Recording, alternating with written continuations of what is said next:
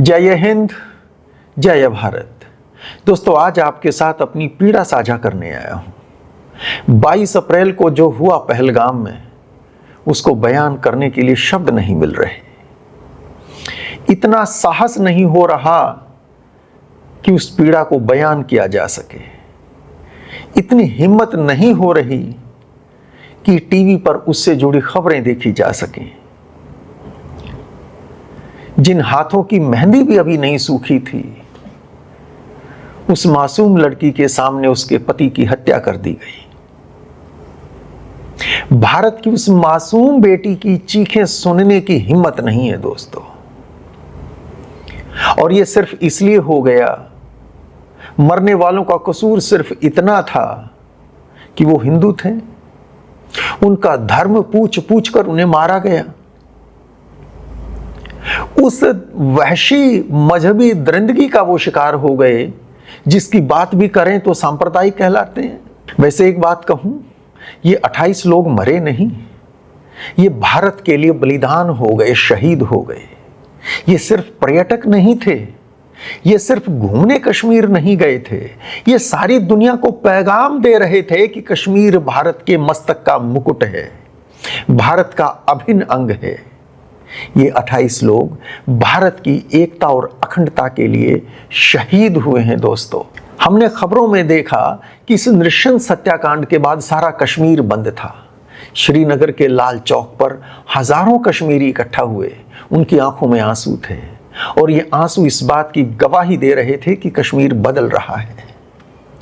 कश्मीरी दुखी हैं इस बात को लेकर कि उनके देशवासी उनके प्रदेश में घूमने आए और उन पर दरिंदगों ने ऐसे धर्म पूछ पूछ कर गोलियां चलाई, उनकी हत्या की। दोस्तों, अब तक कश्मीर में हमने देखा था बंद होता था टेररिस्ट के मारे जाने पर। अलगाववादी ताकतें बंद की कॉल देती थी और बंद होता था।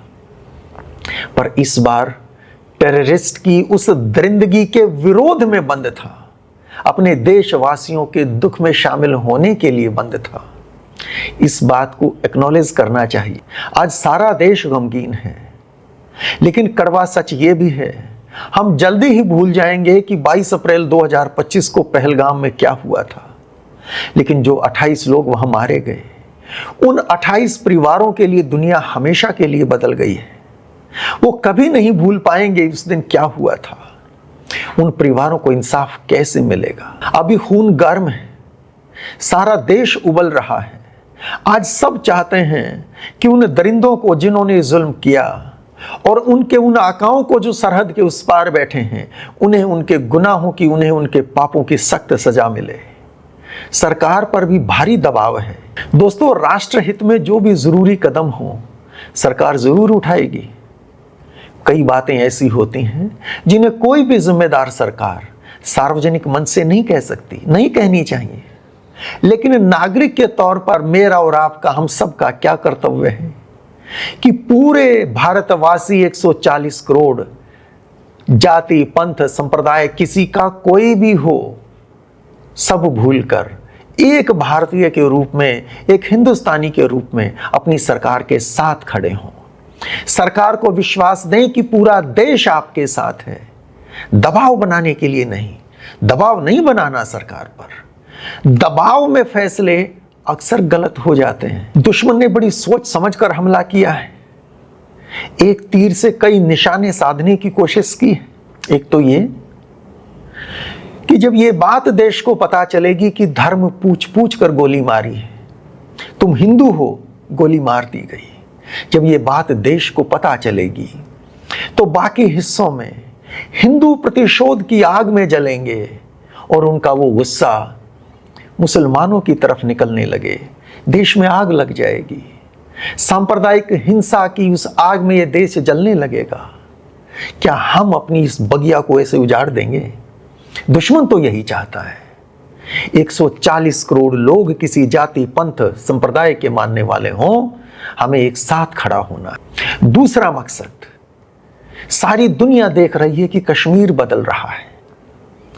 कश्मीर में एक साल में, कश्मीर घाटी, अकेले घाटी की यदि मैं बात करूं, 30 लाख से ज्यादा पर्यटक जा रहे हैं।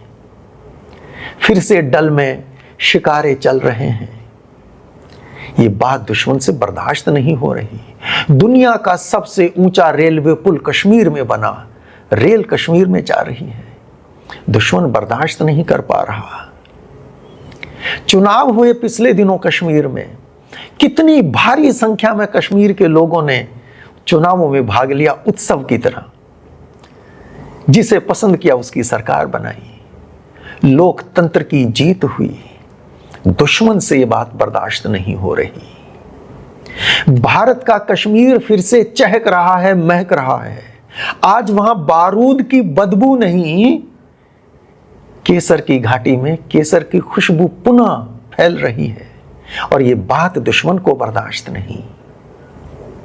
हमें समझना होगा, सरहद के उस पार, भारत के इस कश्मीर के जिस हिस्से पर अवैध कब्जा कर रखा है पाकिस्तान ने, वहां हाहाकार मचा हुआ है, वहां भूख है, लोग सड़कों पर हैं।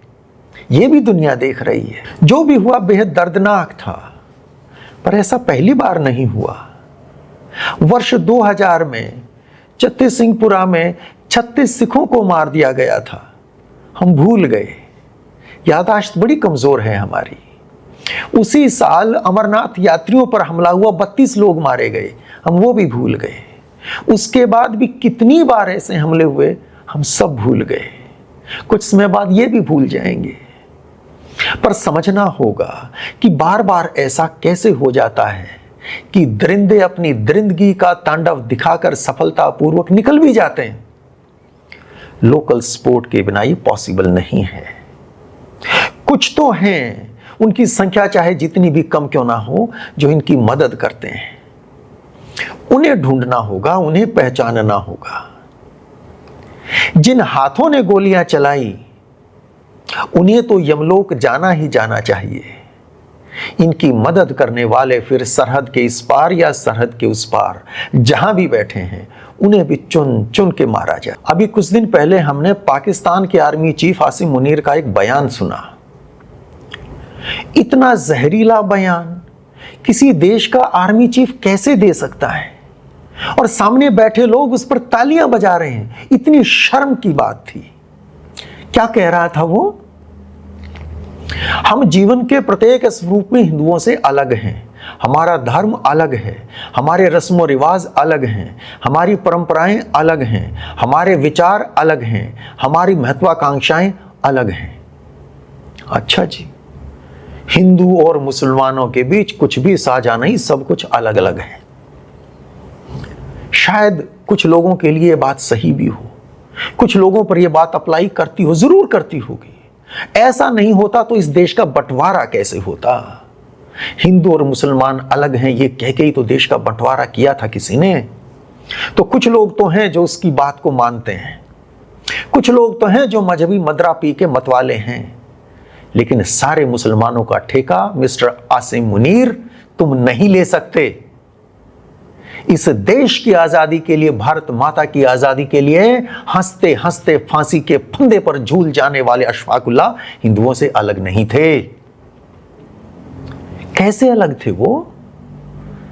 और जब ये देश आजाद हुआ, इसके तुरंत बाद जब तुम्हारे भेजे भेड़ियों ने कश्मीर पर हमला किया, तो कश्मीर की इंच इंच धरती की रक्षा करने के लिए नौशेरा का शेर ब्रिगेडियर मोहम्मद उस्मान हंसते हंसते अपने प्राणों का बलिदान दे गया। हिंदुओं से अलग था क्या? अरे तुम्हारे जिना ने तो उसे वचन दिया था, भरोसा दिया था, पाकिस्तान आ जाओ आर्मी चीफ बना दूंगा।